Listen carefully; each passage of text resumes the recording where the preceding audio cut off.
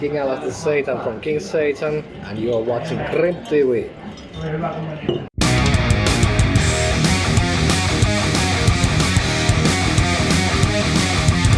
How are you doing today?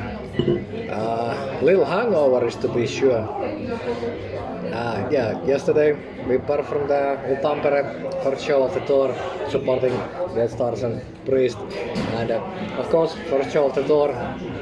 It was a Monday show, but still we figured out we have waited this tour like 3 years because COVID came and several opportunities cancelled during that time. So we figured we will enjoy this now 100% and even more. And we figured let's party right away, and now we're paying the taxes about it. But don't you worry, we will be in shape today in Tavastia, of course. That's good. Well, I've heard from several artists before that no matter how crappy they feel, once the moment is there to hit the stage, it kind of disappears. Yeah, I think it's the adrenaline. You know, the power of adrenaline is so tremendous. At the moment, I'm actually suffering from spinal disc herniation, because of a car accident I had earlier. But when I go to the stage, I feel no pain. I feel nothing. The adrenaline is best pain medicine, man. But of course, I supposed to, be careful there. My physiotherapist say you can perform live, but don't jump. Whatever you do, don't jump. Yesterday, in Tampere Olympia, there was this, what they call it, big stuff in the middle of the stage, ego risers or something like that. You go standing there. Okay, I'm standing there and I'm jumping and I'm in the air, and I'm thinking, my physiotherapist said I'm not supposed to jump. Fuck it. That was too late to cancel that move. But at the moment still, adrenaline kind of kept whole body, fuel for that. And I think I'm gonna repeat it today anyway. So. Well, let's hope you won't need to recover too much after this whole tour. But like you said, I finally get to do that European tour that has been in the plans for quite a while. Yeah. Now a couple of days with Deathstars, and then it's about a month or something that you're traveling with Gothminister, or 2 weeks. 2 weeks, yeah, it's not that. Yeah, I just saw a lot of dates.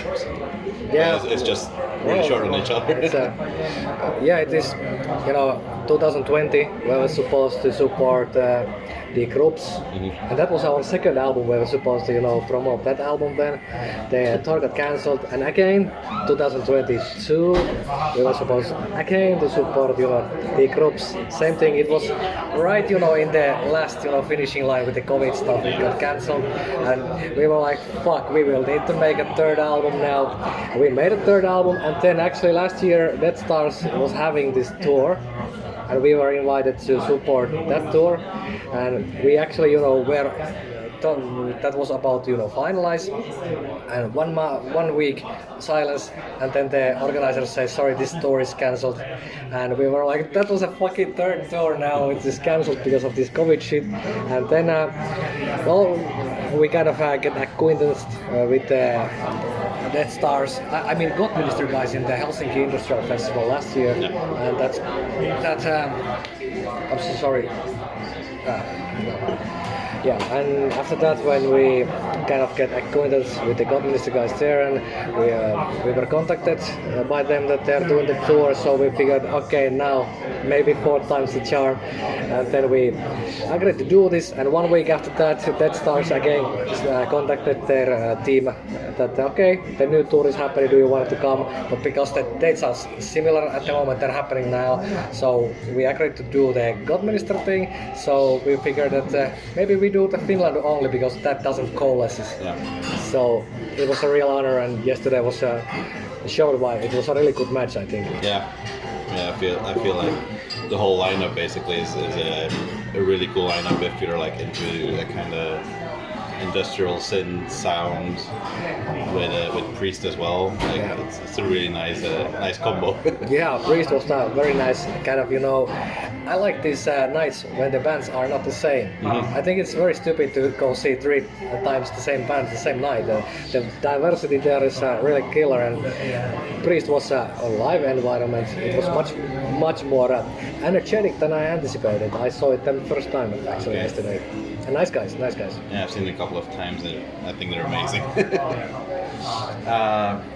So now on that tour with Gothminister, you're actually going to drop by our own venue in Belgium, Asgard. Yeah, I heard about that. Yeah. That's actually the venue that we run as GRIMM.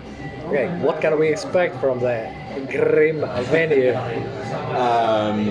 Actually, our venue looks is like outfitted to look very Viking nature themed. Very cool. Yeah, very cool. It looks really cool. You'll see, really cool looking bar and like tables that has like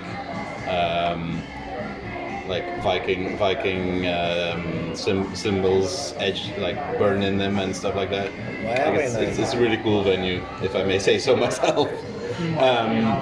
I was just thinking, since this is kind of also like to promote you guys being there, for the people who don't know you, who you are live, why should people come and see you? What can they expect? Well, our manager actually said to me this one that he's not into industrial or dance music or anything like that.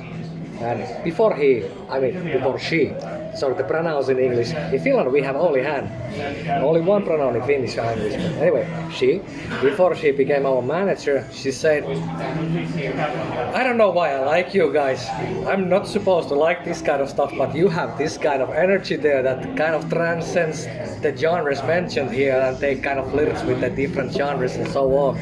So if you want to actually experience the music, the vibes, the primordial self, you can dance, you can mosh, you can stand still, and be like this. Either way, you can feel it. And we kind of like to offer this kind of rendezvous point where many genre points are meeting, and you have several ways to enjoy it. So, like our manager said, she likes technical death metal usually. Like she said, she shouldn't like it. She cannot explain why she likes it, but she loves it very much. That's why she became our manager anyway. Hi, Jessica. Well, I hope it's going to be one hell of a party there. And people get to enjoy your, what's it again that you call it, your spiritual anarchy live properly. Like I know your shows are a lot of fun, but more people need to experience it or need to pick up on it. Something else besides the touring. I saw that in August you posted that you wrapped up recordings for your 4th album already. Yeah. And I read in some interview that like the first 3 albums were sort of like a spiritual anarchy trilogy somewhat. Does that mean that with the 4th album you kind of are like going into different paths, or? Well, the spiritual anarchy is not leaving the blade, of course. It stays undertone, but the 3 first albums they were themed with spiritual anarchy. The new album, I have this another band called Saturnian Mist, which I founded when I was a teenager. It's a black metal band, and we made 3 albums with them, and then I founded King Satan, and there are 6 albums with the Saturnian Mist themes. They were studying shamanism, chaos magic and stuff like that. A little bit different perspective than we are doing with the King Satan. King Satan has this spiritual anarchy, which you mentioned also. You are probably aware of the concept. If you are not aware of the concept, Google it. But these 6 albums, I noticed when I was reading the lyrics, and my notes from this time, from a whole decade, over 10 years. I was noticing that I was dancing around certain concept that is related to the devil, which I wanted, archetype of the devil, which I wanted actually to be the debut album of King Satan. But I figured that I need to offer first the spiritual anarchy kind of thing as a palate cleanser for the audience, but also for myself, test myself if I really believe in these things or not. And because for me, the whole King Satan, or making any kind of music, no matter if it's a Henget or Saturnian Beast or King Satan, they are kind of, for me, my own existential ponderings. And when I mentioned these 6 albums, I realized that none of these albums actually, took this concept that I was tiptoeing around, 100%. And I figured that now it's the time. Now it's the time, and I'm making the lyrical themes of this album. They are like a decade old, and it is concentrated to this very different point of view when it comes to the devil's archetype, which I have actually more talked in the interviews than in the actual King Satan music. I have referred in the lyrics and stuff like that, like Satanized lyrics are kind of confession of how to be Satanist and stuff like that. But this next album, it's 100% going into the deep end of this theme. And I figured that spiritual anarchy was the kind of thing that I had to make clear for myself where I really stand. Can I do this album? And it's kind of these spiritual anarchy albums, the debut album, I wanted to worship Satan, and spiritual anarchy, they're like preludium for this what is about to come. And also this includes Saturnian Beast albums before that, so it's personally very loaded album for me. And I hope that of course, when I have a band, we all put our best efforts there, but for me this is ridiculously exciting album for me, because year after year I have waited when it's time to do this, and I think now it's time to do this. Something to be looking forward to. And are you sort of continuing like with the last album? You had like a little bit more of a metal sound than the earlier albums. Are you sort of like continuing that way mostly? Yeah, the guy Pete Hellraiser joined the band in 2019, and he was kind of a game changer to our sound. He still plays all the same comps. Is comp a real word for that? Drum comps. Anyway, kompit in Finnish. Drum patterns and stuff like that. So he still plays, those dance beats and stuff like that as a real drummer. But it changes the tonality of the sound a bit. And also he's kind of a wizard when it comes to the double basses and blast beats also. So we wanted to, because every musician with King Satan, I want to use their best skills. But when Pete Hellraiser joined the band, it was kind of a game changer that we are developing much more into the world of metal. And next album will be much more stronger version of what we already started with the earlier album. So yes. Good. Again, something to look forward to. You were hinting that you might play some new stuff on tour. Is that still the plan? It might. It varies a little bit, with the set lists. Like yesterday, we are still we are support band anyway, so we don't have the full time there to play. But yesterday, Tampere audience, they were very chatty for Tampere audience, which was fucking amazing. But I'm not used that Tampere people are so receptive. So that's why our set list kind of, we maxed it, before we kind of could finish it. So today we kind of focus more to play with the music itself. One thing maybe still about like the spiritual anarchy, like there wasn't very extensive interview that was like published last year or something that you talked really extensively about it. I was reading that and made me wonder if there's any kind of people that came up to you that like kind of told you how that your music and the teams in your music kind of opened their eyes and kind of liberated them from the herd, like you called it in an interview? Yeah, actually surprisingly many, because well, still it's hard to believe that anybody reads of my stuff. But yeah, it's I've gotten recently very much contacts about it, that if I am I doing kind of lectures about these things. I'm a musician. These are lectures what we are doing today. Well, I'm not giving a lectures, but yeah, then we start to talk, and it's like, of course, that's my kind of a passion to explore these existential themes. But also, I'm an artist. I'm a musician, so I want to combine these things.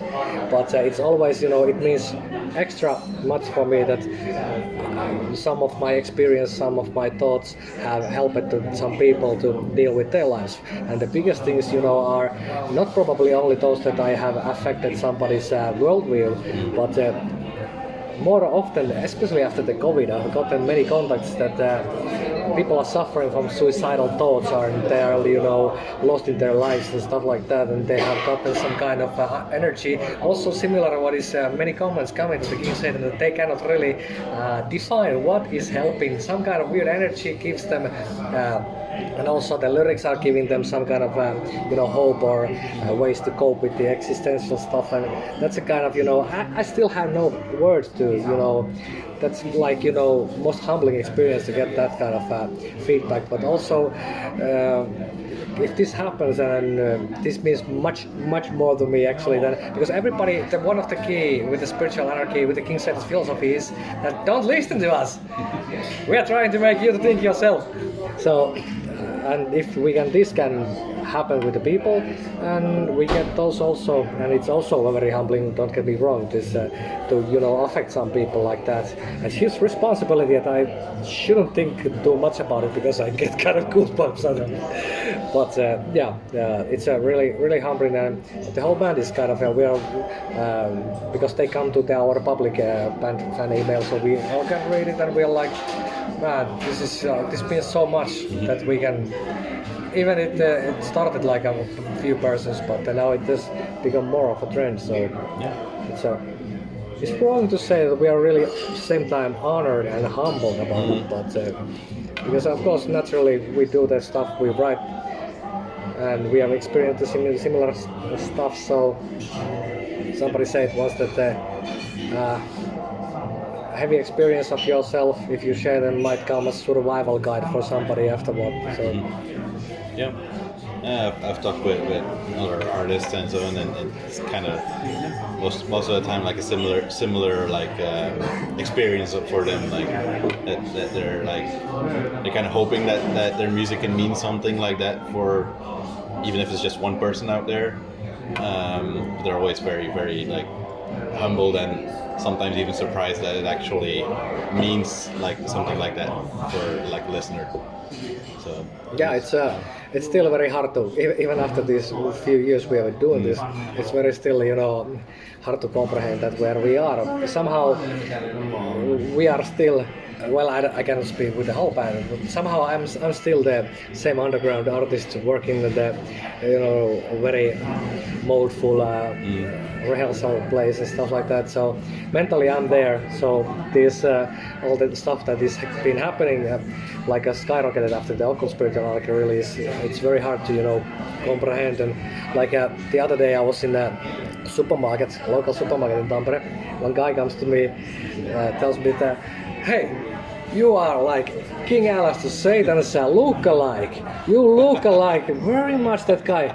I would say that you are him, except you are shorter than him. I'm like, I didn't correct him, of course, but stuff like that. Yeah, it's still, we have, well, we and me, not had time to think about or reflect about this, but I think this means that this word is spreading, and we are also very humbled about that too. I guess in a sense it's a good sign when people start recognizing you as like look-alike for you yourself. Yeah, I figured that there's nothing I can say to him that I can prove that I am King Aleister Satan. So I figured, yeah, I get that a lot. But in a sense, it's also good that that I guess it's good that you still have that kind of underground like feeling, even though like some of the songs of your last album, like they got in charts and stuff like that already. I feel like it's gonna benefit King Satan to still have that kind of underground like feeling. If you get what I mean. Well, if you mean like that, it keeps our feet on the ground and kind of keeps us through what we are doing. So I agree. Yeah, because it's not gonna like it's gonna keep the music and the message like strong. Like it's not gonna get watered down and stuff like that. yeah, we have gotten a couple of offers from very big places which would have required us to make some compromises to our act. And I'm not gonna lie, it was very hard to say no to all that money, but you know, at the end of the day, we have only our artistic integrity. So if money comes, it comes with our own rules, and we don't want to change our act to be more something like that. The whole reason why we started doing it was that we want to express ourselves. We don't change ourselves. But like I said, I'm not gonna lie. It was really hard to say no to that one. Yeah, I can imagine, but like it shows your integrity and sort of how strongly you believe in the mission behind the project. And I feel like if you would have gone for the money and compromised, it would end up like losing kind of like probably a lot of people that are now like really dedicated to you guys. And yeah, well, I really had some reflection about it. We figured that with if we would have gone that channels which have kind of, you know, after money, we probably would have gotten much more wider audience. But the thought was bumming me that what is the use if we have a lot of people who don't understand what we are doing, just, you know, sparing it like a bubble gum or something like that? Yeah. Because like what we spoke earlier, that those contacts that people who are getting a very personal touch with us, very meaningful, profound, personal with them, that is like, you know, well, as a fan, my best moments as a fan for certain artists have been the same, to hear similar stuff like that. So that's the kind of, you know, means that we can still look ourselves in the mirror and we are we are doing this our own term. And in the beginning it was very, very hard actually, you know, to, you know, because we got a very good start because we have a very we had a very good luck with our concert seller in Finland. Robert Rafferty is a manager also of Turmion Kätilöt and I think in Fintroll and stuff like that. And he kind of found us because before his contacts, I was figuring that this is my side project. I was so concentrated with the Saturnian Mist, and I wanted to do this just to, you know, blow my existential anguish in the air. And then he started, you know, wanted us to festivals and started selling us, and well, why not? Let's do the live shows. And it kind of, you know, started developing very organically. And what was my point? Oh yeah, there was the thing that if we are, you know, changing the stuff. So in the beginning, it was actually, you know, very hard because we came out of nowhere with this kind of a good seller, and now looking back, it was a very arrogant move to tell, you know, okay, Satan is a fucking clown, Ron is a fucking joke, fuck the rest, Satan is best. And we did it like, you know, the audience saw it probably from 0 to 100%, you know, instantly. And it got us a lot of troubles actually in the start, you know, even to the point of death threats and stuff like that. So, and most of the comments were like they had no idea what they're dealing with. But the first years and after the second album, COVID actually kind of somehow people during the COVID times, including me, spent much more time to search new music. Even there were no shows or anything like that, but we got a gradual lot of new listeners and followers after that. So after feels like that something that we did in 2017 with the debut album, and is the whole concept, which is not really changed after that. It was the audience we had at hand needed some time to adjust what is happening there, because for instance, one of my good friends said to me when we started releasing this stuff, "Man, I hate your music. What the fuck is wrong with you? You can't do this. You can't, combine dance music. You can't combine extreme metal." Blah, blah, blah. I'm like, okay. But now he's an avid fan. He's actually, like, sorry man, I didn't think clearly. I didn't just understand then. But now after how many years? 6 years. After that, he kind of, adjusted, and it has happened, with every album we have made. First album we made, we felt like that nobody is really, understanding what we are doing.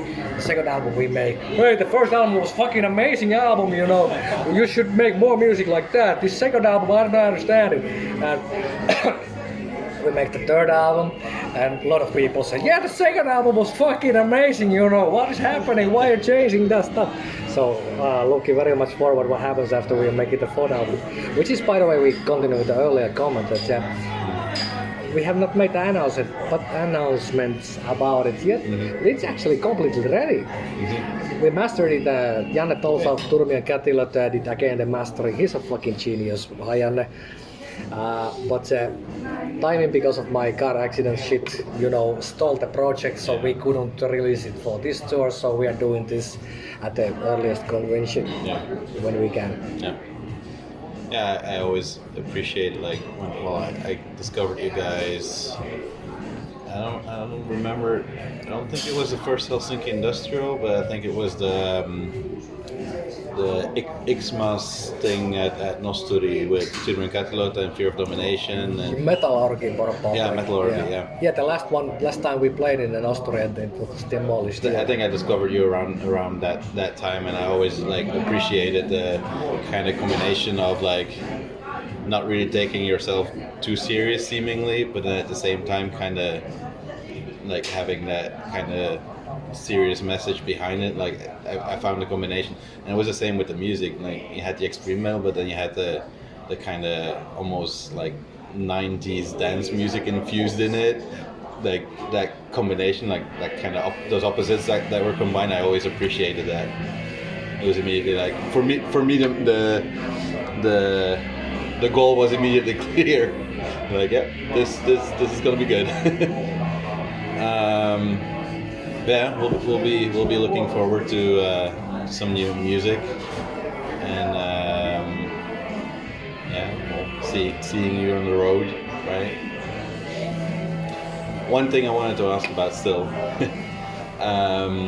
Not too long ago, you made this, to me, kind of hilarious social media post.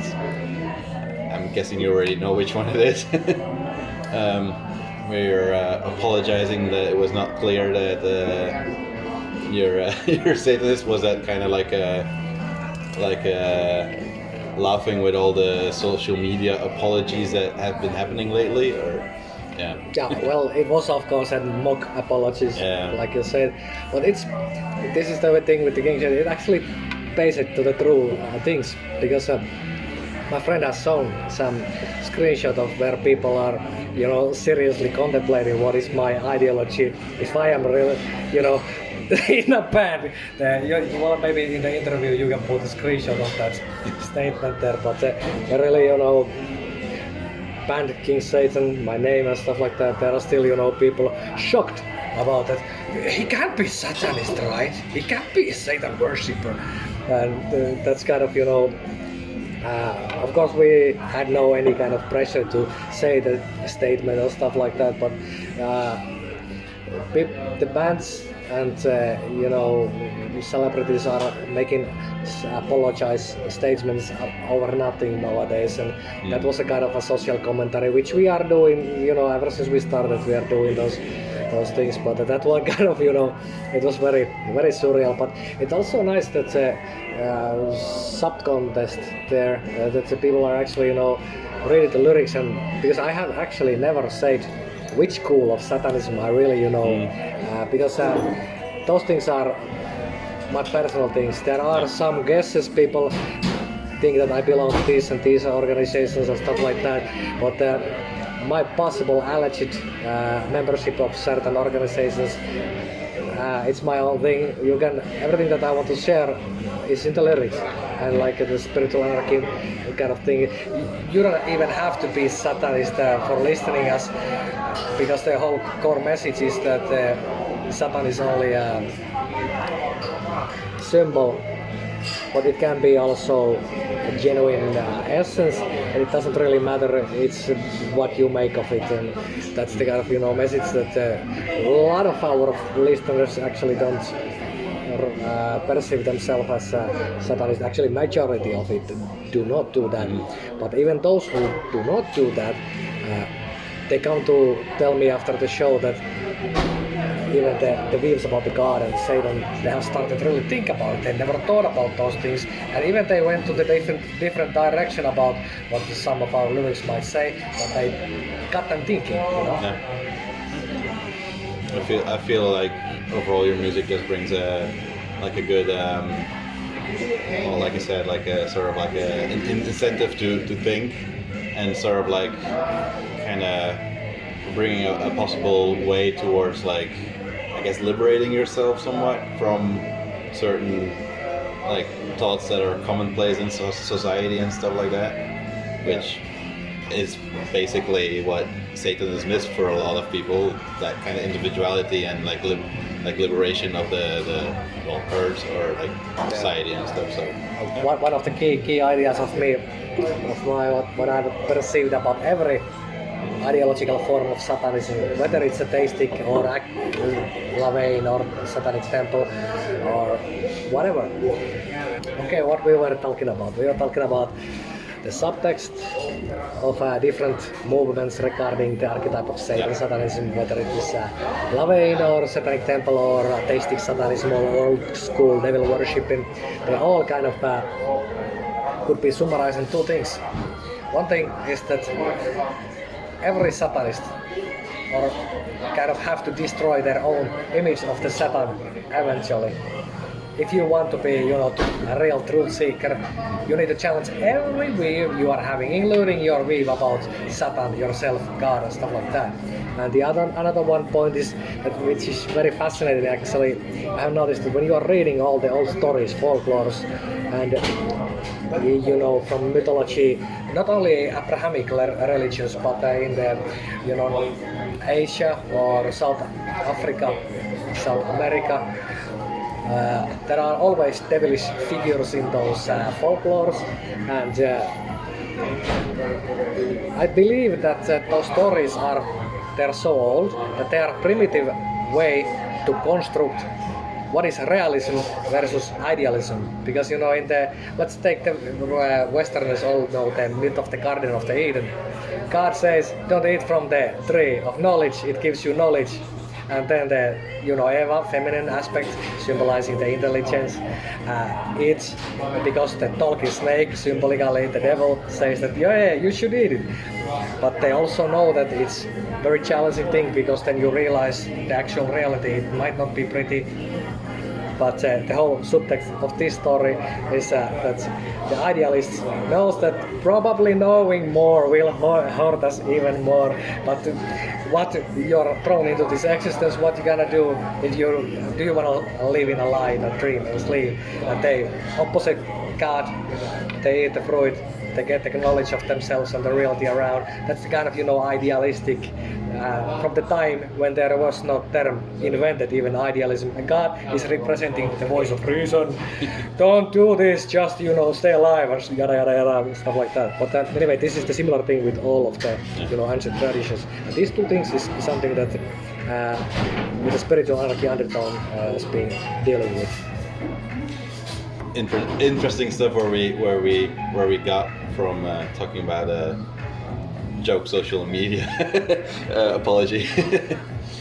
Anyway, I think all that's left is wishing you lots of luck on the coming couple of weeks touring with Gothminister. Hopefully Belgium gives you a good party. We will hope that. That's actually third time for us in Belgium. Yeah, and I know you've been like there before a couple of times, but it's in the Wallonia area.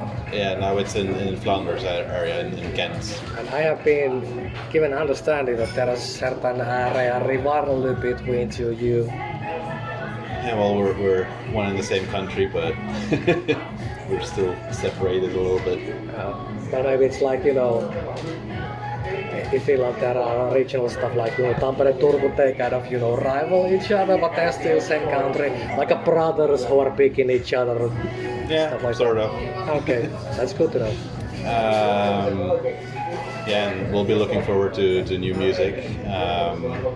All that's left is if there's anything at all you would like to say to whoever ends up watching this, go ahead. See you on the show. All right. Thank you for the interview, and I hope you had a good time with that. Thank you for the talk.